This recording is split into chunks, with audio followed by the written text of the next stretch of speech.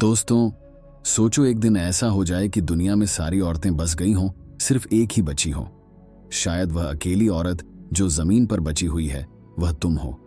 अगर तुम अकेली औरत हो या एक से ज्यादा मर्द हो, तो क्या इस अकेली औरत के पास सारी शक्ति होगी या कुछ भी नहीं? ये एक बड़ा सवाल है।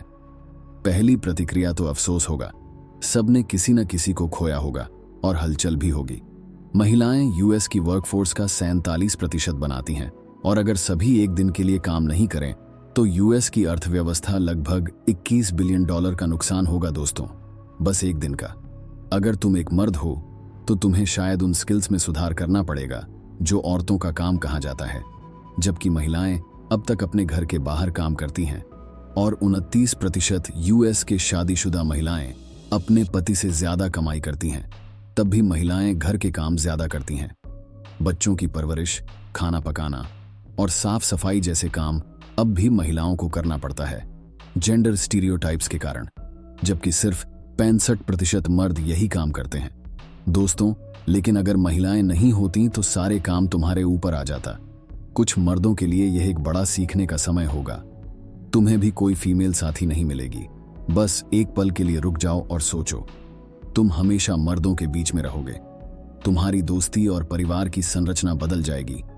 सख्त जेंडर नॉर्म्स कमजोर हो सकते हैं क्योंकि मर्द को सभी रोल्स संभालने पड़ेंगे और तुम्हारा प्यार जीवन जरूर प्रभावित होगा, अकेला होगा। तुम्हें जितने दोस्त चाहिए उतनी डेट्स चाहिए, लेकिन कोई फीमेल साथी नहीं होगी जो चीजें बैलेंस करेगी। तुम्हें दुनिया को दोबारा आबाद करना पड़ेगा। अगर तुम्हारे पास 20 साल की बाकी है तो 20 साल में सिर्फ 20 नए इंसान होंगे। दोस्तों, हर साल बच्चा पैदा करना तुम्हारा जीवन का मकसद बन जाएगा। शायद इतना मजा नहीं आएगा। यह भी जल्दी हो सकता है कि तुम्हारे अंडे को हार्वेस्ट करना और आर्टिफिशियल वूम्ब का इस्तेमाल करके दुनिया को दोबारा बसाना हो। इस प्रक्रिया को एक्टोजेनेसिस कहा जाता है। अप्रैल 2017 में फिलाडेल्फिया के चिल्ड्रंस हॉस्पिटल के रिसर्चर्स ने एक आर्टिफिशियल वूम्ब, जिसे उन्होंने बायोबैग कहा, डेवलप किया था। दोस्तों, यह बायोबैग लैम्स के ट्रायल्स में सफलता से इस्तेमाल हुआ था। नीदरलैंड्स के साइंटिस्ट्स के मुताबिक वे 10 साल दूर हैं एक ऐसे आर्टिफिशियल वूम्ब को डेवलप करने में जो इंसान बच्चों के लिए उपयुक्त हो, लेकिन अब तक यह बायोबैग्स सिर्फ प्रीमेचर बेबीज के लिए फीजिबल हैं। बच्चों का शुरुआती विकास, यानी कि बच्चे का शुरुआती विकास मां के गर्भ में ही होना पड़ता है।